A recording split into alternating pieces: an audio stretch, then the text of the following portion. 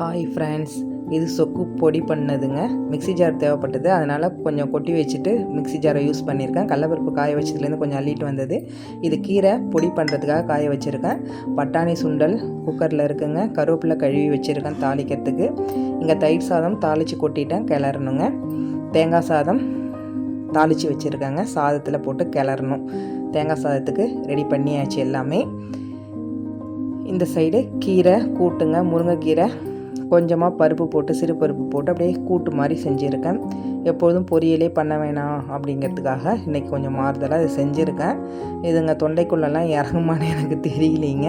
இன்றைக்கி 2வது சனிக்கிழமை இல்லைங்களா, அதுக்கான வேலை தான் அரிபரி நடந்துக்கிட்டு இருக்குது. சக்கரை பொங்கல், சிறு பருப்பு கடலப்பருப்புலாம் போட்டு மணக்க தேங்காய்லாம் போட்டு ரெடி பண்ணியாச்சுங்க. இது பாகு சக்கரை பொங்கலுக்கு ஊற்றுனது போக பாக்கி சாதம், பச்சரிசி சாதம் தான் வடித்து ஆற வச்சுருக்கேன். தேங்காய் சாதத்துக்கும் லெமன் ரைஸுக்குங்க. போன வாரம் புளி சாதம், தயிர் சாதம், சக்கரை பொங்கல்லாம் செஞ்சுருந்தேன். இந்த வாரம் லெமன் ரைஸ், தேங்காய் சாதம், சக்கரை பொங்கல் இது தாங்க இந்த வாரத்துக்குள்ளது. இங்கே கடலப்பருப்பு வடைக்கு ஊற வச்சுருக்கேங்க. அப்பப்போ ஜாமானெல்லாம் க்ளீன் பண்ணி சிங்கில் எடுத்து போட்டுடுறேன் உடனே. இது மாவுளுக்கு மாவு அரைச்சி வச்சுருக்கேன். இதை இனிமேல் சர்க்கரை கலந்து நெய் கலந்து மாவு பிடிக்கணுங்க.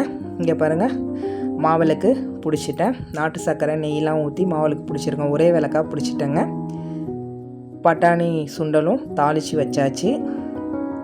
தயிர் சாதமும் கிளறிட்டேன். உருளைக்கிழங்கு வறுவல் அதுவும் ரெடி ஆகிட்டுங்க.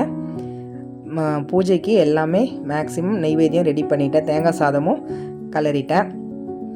இங்கே லெமன் ரைஸ்க்கு தாளித்து கொட்டியிருக்கேன். இந்த புளி தண்ணி, லெமன் தண்ணி இருக்குது, அதை ஊற்றி கிளறணும். இப்போ வடைக்கு தான் மாவு அரைக்க போகிறேன். மிக்ஸி ஜாரில் கடலப்பருப்பு போட்டு வெங்காயம், பச்சை மிளகா எல்லாம் போட்டு அதில் வடை ரெடி பண்ணணும். மாவு அரைச்சதுக்கப்புறம் இதை தான் இப்போ மாவை ஃபஸ்ட்டு அரைச்சிட்டு வந்துடும். இதுலேயே நான் இஞ்சி பூண்டுலாம் போட்டுடுவேன்.